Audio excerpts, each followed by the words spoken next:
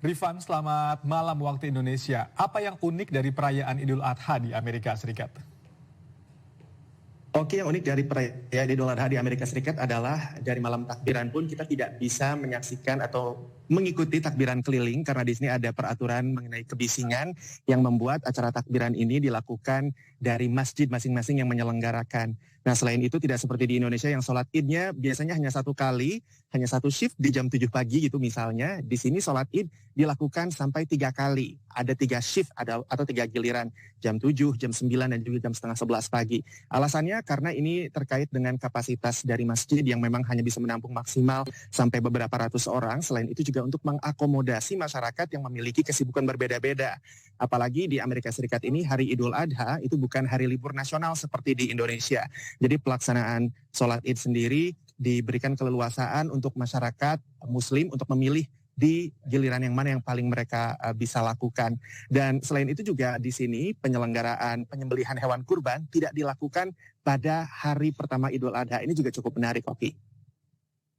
Apakah tata cara penyembelihan hewan kurban yang dilakukan di Amerika Serikat itu juga sama seperti yang dilakukan di Indonesia?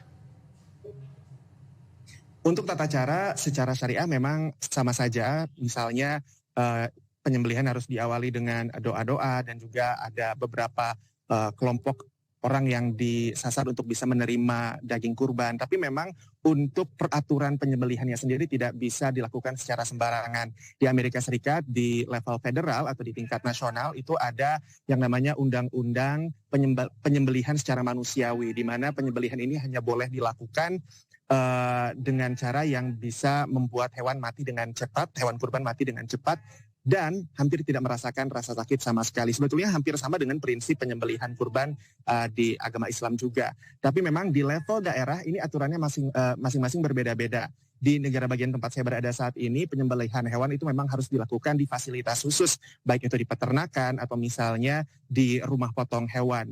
Nah, akan tetapi memang aturannya juga harus diikuti, di mana rumah potong hewan ini sudah tersertifikasi, sudah ada izinnya.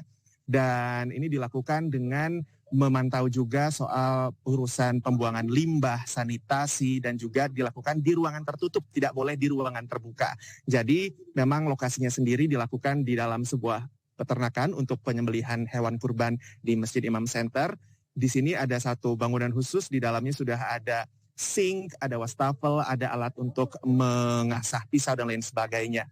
Tapi sebetulnya tidak semuanya seperti itu. Ada pengecualian sedikit, salah satunya di kota Hamtramck di negara bagian Michigan. Di sana baru awal tahun ini Dewan Kotanya meloloskan atau mengesahkan sebuah peraturan yang memperbolehkan penyembelihan hewan kurban dilakukan di rumah pribadi warga. Tapi ini memang tidak begitu saja disahkan dengan mudah, ada pro kontranya juga karena ada sebagian pihak yang merasa bahwa penyembelihan hewan seharusnya dilakukan di fasilitas khusus di tempat-tempat tertentu, misalnya di rumah potong itu tadi. Tapi sebagian pihak meminta agar bisa diperbolehkan karena ini dilindungi oleh Konstitusi Amerika Serikat, khususnya dari amandemen pertama, yaitu kebebasan beragama. Dan hal itu juga lah yang menjadi landasan dari Dewan Kota Hamtramck untuk mengizinkan pelaksanaan penyembelihan hewan kurban di rumah masing-masing di kota tersebut. Oki.